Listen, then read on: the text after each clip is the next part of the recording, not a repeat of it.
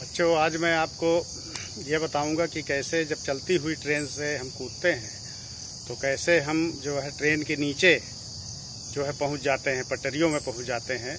तो सबसे पहले देखिए, इसके लिए ये जानना ज़रूरी है कि जो हवा है वो अधिक दबाव से कम दबाव की ओर बहती है।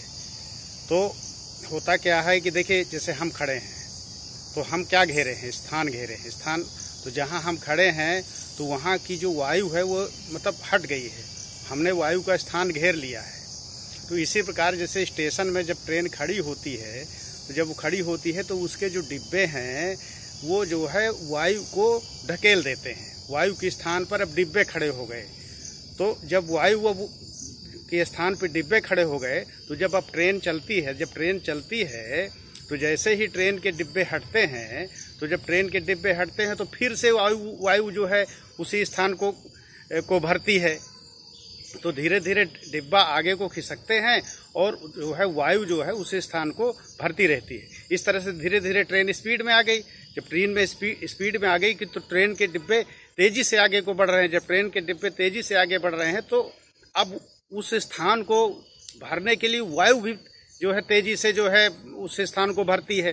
तो इस तरह से एक जो है ये क्रम बन जाता है, ट्रेन के डिब्बे तेजी से आगे बढ़ रहे हैं और जो है वायु जो है उस स्थान को भरने के लिए तेजी से जो है चल रही है। तो इस तरह से ट्रेन आगे आगे बड़ी तेजी से चल रही है और वायु भी उसके जो है पीछे पीछे बड़ी तेजी से चलने लगती है। इस तरह से एक ऐसा क्रम बन जाता है कि वायु जो है धीरे धीरे वायु बड़ी तेजी के साथ ट्रेन के एक तरह से बिल्कुल पीछे पीछे बिल्कुल बहुत तेजी के साथ वायु भी चलने लगती है। तो इस तरह से जो ट्रेन के पटरियां हैं वहां पर वायु का दबाव बहुत कम हो जाता है।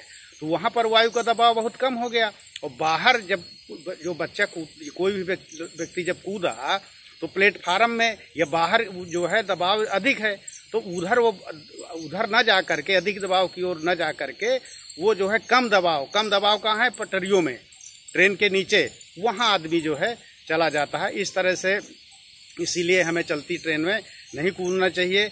हम चलती ट्रेन में कूदेंगे तो हम ट्रेन के नीचे ही पहुँच जाएंगे और जो है हमारे हाथ पैर कट जाएंगे। इससे हमारा जो है बहुत नुकसान होगा। तो जय हिंद साथियों, फिर अगले दिन।